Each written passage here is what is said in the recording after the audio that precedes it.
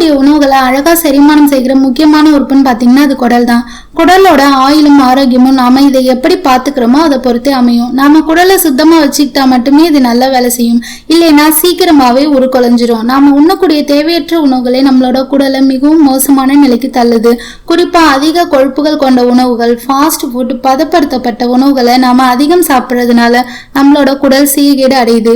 இதுதான் குடல்ல அழுக்குகள் சேருவதற்கு முக்கிய காரணமா இருக்கு.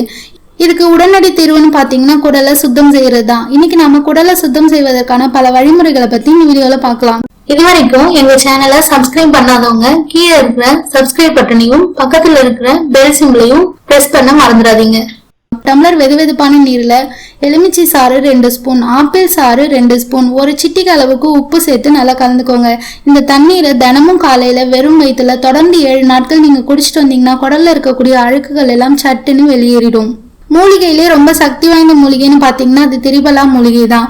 இந்த திரிபலா மூலிகை நெல்லிக்காய், தாஞ்சிக்காய், கடுக்காய் இதோட செயல்திறனை கொண்டது. இதை எப்படி பயன்படுத்தணும்னா, ஒரு டம்ளர் வெதுவெதுப்பான நீர்ல 1 ஸ்பூன் திரிபலா பொடியை சேர்த்து தினமும் காலையில நீங்க குடிச்சிட்டு வந்தீங்கன்னா குடல்ல தங்கியுள்ள தேவையற்ற கொழுப்புகள் எல்லாம் விரைவா வெளியேறிடும்.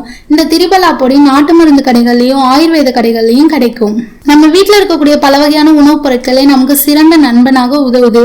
குறிப்பா அஞ்சரைப்பெட்டியில இருக்கக்கூடிய சீரகம் அருமையான மருந்தா நமக்கு பயன்படுது. ஒரு டம்ளர் தண்ணீர்ல 1 ஸ்பூன் அளவுக்கு சீரகம் சேர்த்து நல்லா கொதிக்க விடுங்க. 2 நிமிஷம் தண்ணீர் நல்லா கொதிச்சதும் வடிகட்டி இந்த தண்ணீரை தினமும் காலையில நீங்க குடிச்சிட்டு வந்தீங்கன்னா குடல்ல இருக்கக்கூடிய அழுக்குகள் எல்லாம் விரைவா வெளியேறி சுத்தமாயிடும்.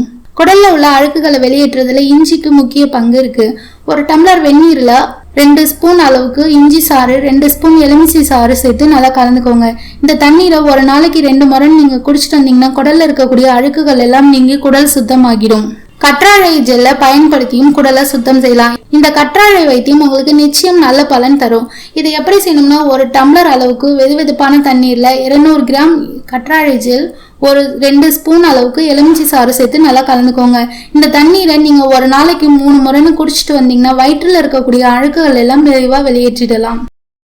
மேலும் இது போன்ற பல பயனுள்ள வீடியோக்களை பெற எங்களுடைய சேனலை சப்ஸ்கிரைப் பண்ண மறக்காதீங்க. பக்கத்தில் இருக்கிற பெல் ஐக்கானை பிரஸ் பண்ணதுனால நான் டெய்லி அப்லோட் பண்ற வீடியோஸை நீங்க உடனுக்குடனே பார்க்கலாம்.